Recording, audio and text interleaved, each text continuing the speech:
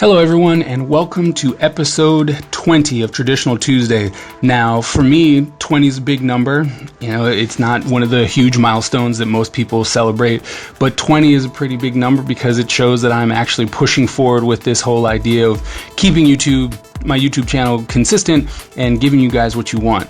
Now, most of you might know that I'm a professor at Norfolk State University currently, and I was doing a demonstration for some students, and they all had these markers that they were showing to me, and I was surprised at what they were showing me, and I was trying to tell them that you really needed to upgrade, but there they are. Those are the markers that a lot of students of mine have, the Cra-Z-Art markers, super washable markers. So what I'm going to do here is I was going to do a video on what you could do with these Cra-Z-Art markers. And when I was in the store, I saw the original set, then I saw the second set, which I just showed you, and then there's another set of markers that Cra-Z-Art puts out, and those are the thin tip double-ended markers. So I had a great time going to the store to pick up these markers. The total cost was $6, maybe $7 with tax. So I have 40 markers for $7, okay? So the main reason behind this Traditional Tuesday is to prove a point. The point is that it's not really the material that you use, but how you use it. And so with this, you know, I'm not trying to prove like, oh my goodness, I'm one of the best things on the planet, because I'm not, because this didn't come out the way that I wanted it to. But the idea is that you can still make great art with whatever you're given, as long as you are willing to put in the time and effort to learn how to draw. It doesn't matter what you draw with, or if you want to paint, it doesn't matter what you paint with, okay?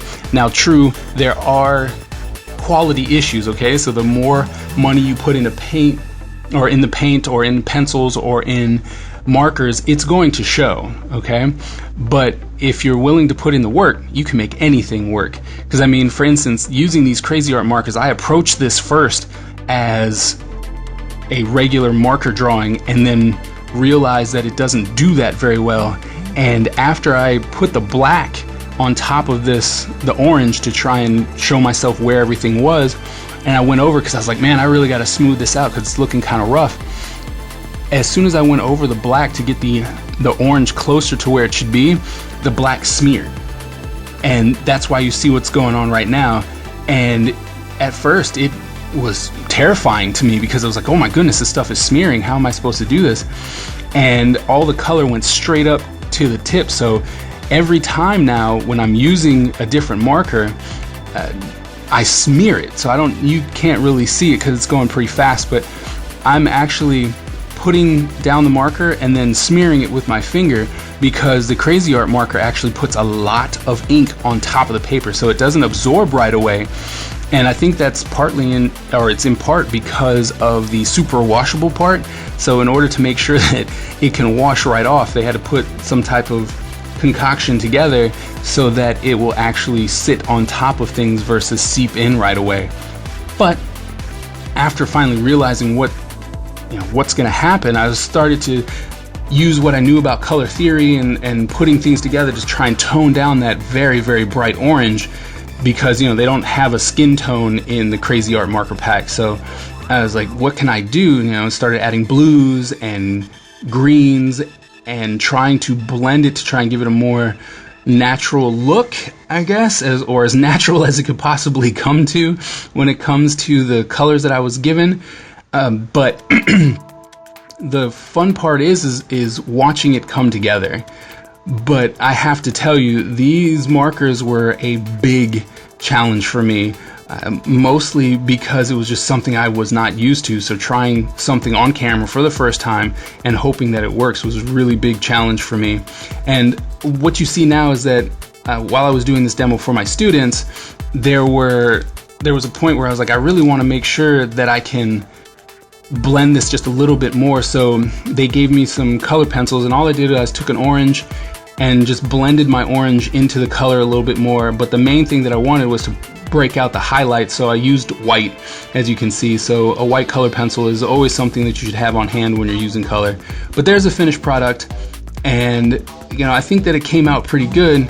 But here, what I'm going to show you now is the quality issue. Okay, so I had to use this black marker a bunch. I'm sure you can, it's not focusing right, but you can see if you look at that tip, you know, the tip is completely bent and smashed.